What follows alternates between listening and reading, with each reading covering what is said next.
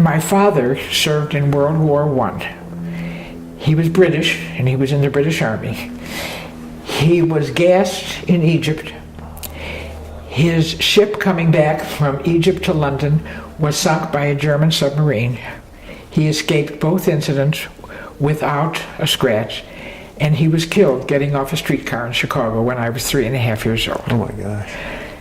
My mother was not a well woman, and when my father died, she developed tuberculosis, and she was in a tuberculosis hospital in Chicago for 3 years.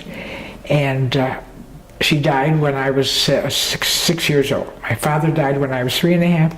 She died when I was 6 or 6.5. The night my mother died, they called me into the living room to tell me that I had been living at this tuberculosis hospital for a while before I went to live with Bob and Lil.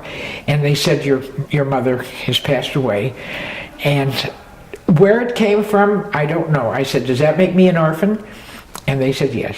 And I was adopted by one of my father's brothers and his new bride. I went to live with my aunt and uncle when I was 6 years old, until my uncle died in 1991. I did not know I was adopted.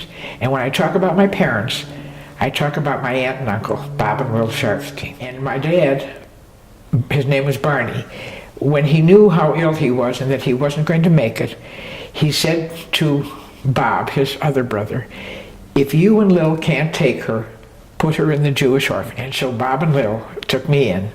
I could have just as easily been raised in a Jewish orphanage. My sons, I think, know this. My grandsons don't know the story. And my grandchildren, my great-grandchildren, of course, will know it maybe someday.